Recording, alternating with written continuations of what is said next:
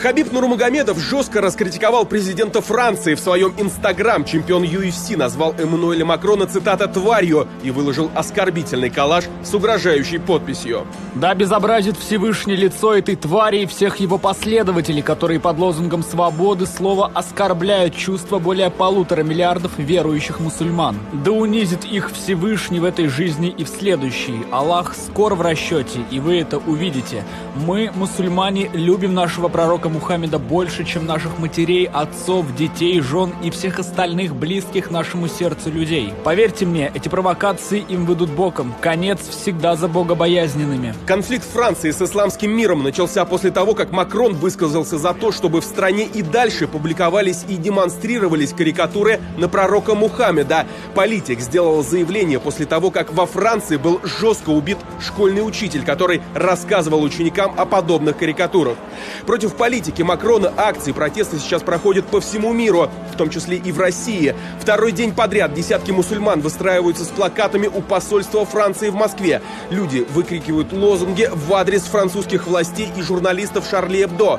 Ранее Рамзан Кадыров призвал французские власти, пока еще не поздно, прекратить провокации и нападки на веру. Глава Чечни заявил, что даже готов покинуть свой пост из-за позиции по Макрону. Свое мнение сейчас высказывают и другие бойцы смешанных единоборств, исповедующие ислам. Любой мусульманин будет против того, что этот человек сделал. Я не знаю, зачем провоцировать людей специально. Это получается то же самое, что задеть своих близких, своих родственников. Смысл довести людей, 2 миллиарда мусульман. Макрону ему надо будет наоборот извиниться перед людьми, сказать, ну так получилось. Я думаю, это правильно будет. К толерантности и сдержанности призывают сейчас политики и спортивные чиновники. Мир, он как пожароопасность.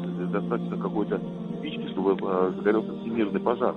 Как его потом тушить невозможно. И важно сейчас очень внимательно и с уважением относиться друг к другу. И уж самое главное, ни в коем случае не вмешиваться в спор. Тем более такие публичные люди, уважаемые, скажем так, знаменитые люди, они могут повести за собой. Я как одних не приветствую, так и вторых. Я считаю, что здесь должно быть, это надо гасить.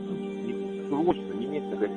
Высказывание Нурмагомедова пока никак не комментируют представители брендов, которые рекламируют чемпион UFC, а репутационные потери могут быть очень серьезные. Вспомнить хоть недавний скандал с Региной Тодоренко, от сотрудничества с которой отказались практически все компании. В эфире одной из передач она оправдала домашнее насилие и стала мишенью для пользователей соцсетей. Что касается Хабиба, после победного боя с Джастином Гэджи он заявил, что уходит из октагона. Сейчас одни пользователи соцсетей прочат ему карьеру политика, другие спортивного тренера.